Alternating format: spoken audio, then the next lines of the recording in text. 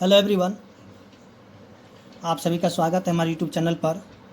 हम लोग यहाँ पे जो है बिहार बोर्ड वर्ग 7 का जो अध्याय 15 है उसी का हम लोग 15.1 को पढ़ेंगे। तो 15.1 में जो है हम लोगों ने 1 से लेकर के 10 तक पढ़ लिया है। तो आपने अगर नहीं देखा है तो आप जा कर के डिस्क्रिप्शन बॉक्स में लिंक दिया हुआ है, वहाँ से आप क्या कीजिएगा, इसको देख लीजिएगा।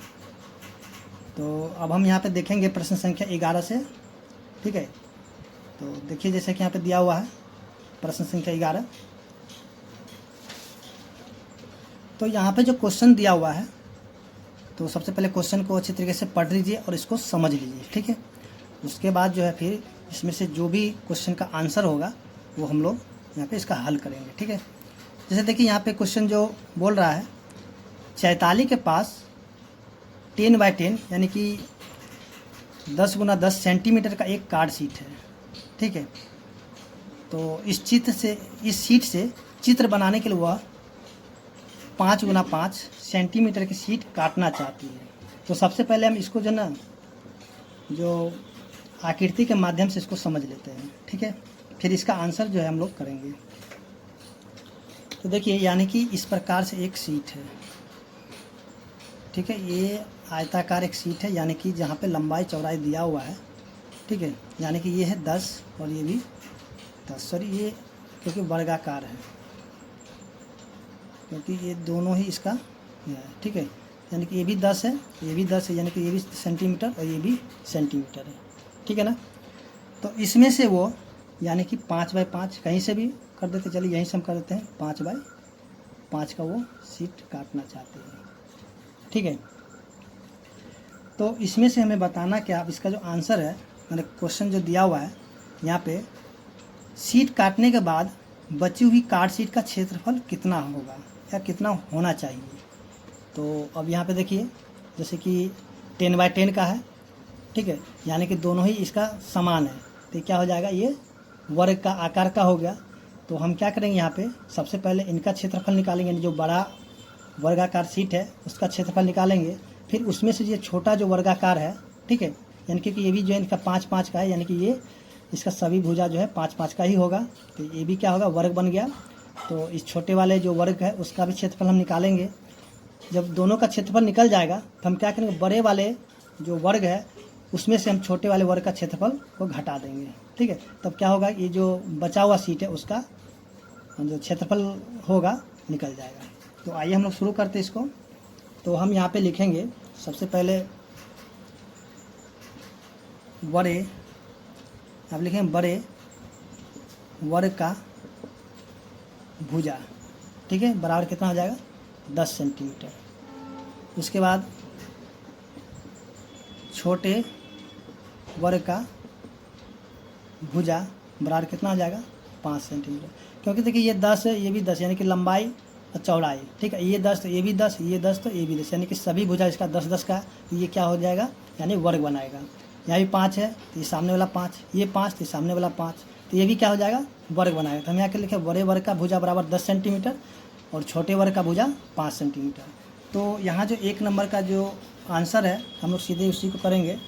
तो यहाँ पे देखेंगे कि जो क्या करेंगे, चलिए यहाँ पे हम लिखते हैं, यानी कि शीट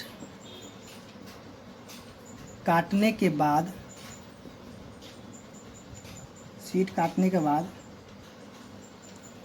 बची हुई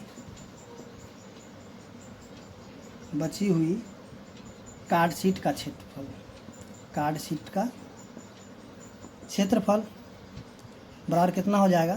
तो यहाँ पे हम बराबर लिखते हैं, यानी कि बड़े वर्ग का क्षेत्रफल माइनस में छोटे वर्ग का क्षेत्रफल।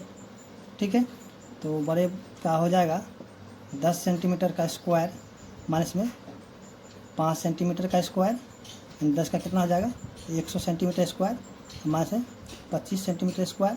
तो 100 में से हम घटा देंगे 25, तो हो जाएगा 75 सेंटीमीटर स्क्वायर। यानी कि शीट काटने के बाद बची हुई कार्ड शीट का क्षेत्रफल कितना हो जाएगा, 75 सेंटीमीटर स्क्वायर हो जाएगा। ठीक है, तो इस तरह से जो क्वेश्चन नंबर 11 का 1 नंबर था वो सॉल्व हो चुका है और उम्मीद करते हैं कि आपको समझ में भी आ गया होगा। फिर हम देखेंगे इसका क्वेश्चन नंबर 2। देखिए यहाँ पे क्वेश्चन नंबर 2 दिया हुआ है, वो तो शीट काटने के बाद उसे लगा कि उसने बड़ा वर्ग काट लिया, क्योंकि उसके पास सिर्फ 64 वर्ग सेंटीमीटर शीट ही बची। बताए कि उसने किस भुजा का वर्ग काटा। तो अब हम क्या करेंगे इसके लिए, तो सबसे पहले हम इसको हटा देते हैं यहाँ से। तो इसके लिए हम क्या करेंगे, सबसे पहले जो है जो बड़ा वर्ग था उसी का हम क्या करेंगे क्षेत्रफल निकाल लेंगे। उसके बाद जो यहाँ पे जो क्षेत्रफल दिया हुआ है, ठीक है, उसको इसमें से घटा देंगे। तो पहले हम निकाल लेते हैं, यानी कि यहाँ पे बड़े वर्ग का भुजा बराबर कितना है 10 सेंटीमीटर। तो यहाँ पे क्षेत्रफल भी हम निकालते हैं, बड़े वर्ग का क्षेत्रफल, बड़े वर्ग का क्षेत्रफल बराबर कितना हो जाएगा 10 सेंटीमीटर का स्क्वायर। तो 10 को हम गुना कर स्क्वायर कर देंगे, कितना हो जाएगा 100 सेंटीमीटर स्क्वायर। ठीक है, तो अब जो है यहाँ पे बताना है कि उसने किस भुजा का वर्ग काटा। हम क्या करें 100 में से जो है कि 64 को घटा देंगे। ठीक है, तो यहाँ पे हम लिखेंगे बची हुई, ठीक है, बची हुई शीट का क्षेत्रफल कितना है। तो आप भी यहाँ देखिए, यहाँ जो बोला गया है यहाँ पे, क्योंकि उसके पास सिर्फ 64 वर्ग सेंटीमीटर शीट ही बची है, तो बची हुई शीट का क्षेत्रफल कितना हो जाएगा 64 सेंटीमीटर। तो यहाँ पे जो है काटी गई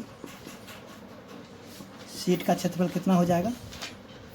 तो हम यहाँ पे क्या करेंगे, क्योंकि बड़ा वाला वर्ग का जो क्षेत्रफल था 100, ठीक है, तो 100 में से हम क्या करेंगे घटा देंगे, कितना 64 सेंटीमीटर स्क्वायर, कितना बच जाएगा 36 सेंटीमीटर स्क्वायर। तो यहाँ पे हमें बताना है कि यानी कि उसने किस भुजा का वर्ग काटा। अब जो यहाँ पे जो बचा हुआ जो क्षेत्रफल है शीट का, उसी से हम इसका क्या करें भुजा निकालेंगे। तो उम्मीद करते हैं कि यहाँ तक आपको समझ में हो गया आ गया होगा। तो हम यहाँ पे अब क्या करें, इससे जो है इसका यानी कि शीट का जो भुजा है उसको हम निकाल लेते हैं। ठीक है, तो हम यहाँ पे क्या करेंगे, इस तरीके से भी लिख सकते हैं, यहाँ पे डायरेक्ट भी लिखिए। माना कि, ठीक है, काटी गई शीट की भुजा, हम उसको ए मान लेते हैं, ए सेंटीमीटर है। ठीक है, तो यहाँ पे प्रश्न से अगर हम देखते हैं यहाँ पे, तो आप इतना लंबा नहीं करना, तो आप इसको डायरेक्ट भी कर सकते हैं, कोई दिक्कत नहीं है। तो यहाँ पे हम जो है पूरा प्रोसेस के साथ बता रहे हैं इसको। तो जैसे भुजा का स्क्वायर बराबर में 36, तो ए स्क्वायर बराबर कितना हो जाएगा 36 हो जाएगा 6 का स्क्वायर। ये देखिए स्क्वायर से स्क्वायर ख़त्म हो गया, तो ए बराबर कितना हो जाएगा 6 सेंटीमीटर। तो यहाँ पे हम बताएंगे कि अतः जो काटी गई, यहाँ पे जो लिखा गया है, यानी कि अतः यहाँ लिखेंगे अतः काटी गई शीट का जो भुजा कितना आ जाएगा, ए की जगह हम लिख देंगे 6 सेंटीमीटर। ठीक है, यहाँ पे हम लिख दें अतः काटी गई शीट की भुजा जो है 6 सेंटीमीटर होगी। ठीक है, तो आप जो है यहाँ पे इस तरीके से भी कर सकते हैं, नहीं तो आप डायरेक्ट यहाँ पे 36 से इस तरीके से निकाल सकते हैं। तो उम्मीद करते हैं कि आपको जो क्वेश्चन नंबर 11 का जो 2 नंबर था समझ में आ गया होगा। अब हम देखेंगे 12 नंबर क्वेश्चन। तो देखिए यहाँ पे जो क्वेश्चन नंबर 12 दिया हुआ है, ठीक है, तो आप भी देख रहे हैं क्वेश्चन नंबर 12। जैसे कि देखिए यहाँ पे दिए गए ग्रिड पर 14 सेंटीमीटर परिमाप के आप जितना चाहे उतना आयत बनाइए। ठीक है, यानी कि आपको जो है 14 सेंटीमीटर परिमाप के आप जितना मर्जी उतना आयत बनाइए। ठीक है, बस उनकी लंबाई और चौड़ाई पूर्ण संख्या में हो, यानी कि माइनस में नहीं होना चाहिए, यानी कि पूर्ण होना चाहिए। ठीक है, उदाहरण के तौर पर आयत के पहले ही बनाया गया, जैसे कि यहाँ पे देखिए, जैसे कि यहाँ दिया हुआ है 5 2, तो 5 और 2 कितना हो जाएगा 7, और 7 को 2 से गुना कितना हो जाएगा 14। ठीक है, क्योंकि इसका परिमाप होता है।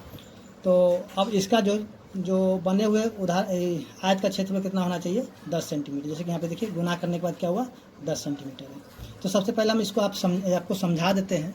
ठीक है, तो देखिए हमें जो है यहाँ पे आयत का परिमाप कितना आना चाहिए 14 आना चाहिए। तो 14 कैसे कैसे आएगा, यानी कि परिमाप हमें 14 से ज़्यादा नहीं होना चाहिए, और उसका जो लंबाई और जो चौड़ाई है यानी कि पूर्ण संख्या होना चाहिए। लंबाई और जो कि चौड़ाई है, ठीक है, यानी कि लेंथ और ब्रेथ जो होगा यानी कि पूर्ण संख्या में होना चाहिए, यानी कि वो माइनस में नहीं रहना चाहिए, ठीक है।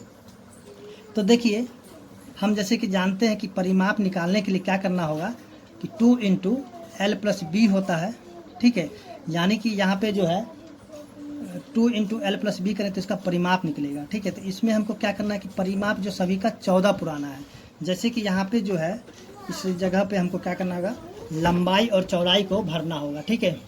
तो इसको हम समझा देते हैं। यहाँ पे देखिए अब हमें यहाँ पे पुराना इसको 14, तो लंबाई हम क्या रखेंगे और चौड़ाई को हम क्या रखेंगे। तो सबसे पहले हम कहें 2, यहाँ पे हम रखते हैं 6 प्लस में 1, ठीक है। तो 6 1 कितना आ जाएगा 7, और 7 को 2 से गुना करते हो जाएगा 14, यानी कि इसका परिमाप 14 हो गया। तो एक हम इसको लंबाई की जगह हम 6 लिख सकते हैं, चौड़ाई की जगह हम 1 लिख सकते हैं। उसी तरह हम आगे देखेंगे, अगर यहाँ पे लेते हैं 3 और यहाँ लेते हैं 4, तो 4 और 3 कितना हो जाएगा 7, और 7 को फिर 2 से गुना करें तो कितना हो जाएगा 14, यानी कि इसका भी परिमाप कितना होगा 14 सेंटीमीटर, और इसका भी हो जाएगा 14 सेंटीमीटर, ठीक है। उसी तरह अगर यहाँ पे जैसे देखिए ए बी और सी, उसी तरह हम मान लेते हैं आगे में हम क्या करते लिख देते हैं। अब ऐसा आपको जो इसी तरह से संख्या जोड़ना, जो कि यहाँ पे जोड़ के 7 हो जाना चाहिए, ठीक है। आप जोड़िए, जैसे कि हम यहाँ पे लिख देते हैं 5 2, तो 5 2 हो गया है, तो आप यहाँ पे 2 5 भी कर सकते हैं। उसके बाद एक क्या कहता है 1 6, यहाँ पे 6 1 है तो 1 6 भी कर सकते हैं। उसके बाद 4 3 भी कर सकते हैं, यहाँ पे 14 हो जाना चाहिए, ठीक है। तो इस तरीके से हमें क्या करना है, यहाँ पे सभी का मान को भरना होगा, ठीक है ना।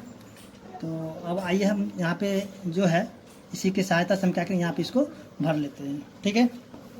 तो सबसे पहले हम क्या करेंगे इसमें, तो इसी तरीके से आप जो और भी जो संख्या सोच कर लिख सकते। चलिए हम यहाँ पे 1 प्लस में 6 लिख देते हैं, कितना हो जाएगा 6 1 7 7 दूनी 14, यानी इसका भी परिमाप हो गया 14 सेंटीमीटर। उसी तरह आप क्या कीजिएगा, यहाँ पे 2 5, यानी कि आप जो यहाँ पे बहुत सारा संख्या लिख सकते हैं, लेकिन यहाँ पे हमें जो है सिर्फ जो है यहाँ पे 3 संख्या हमें भरना है, ठीक है, क्योंकि यहाँ पे 3 का ही जगह दिया हुआ, तो आप जो और भी लिख सकते हैं। देखिए सबसे पहले हम क्या करेंगे, एक यहाँ पे लिखते हैं कि लंबाई की जगह हम 6 सेंटीमीटर, ठीक है।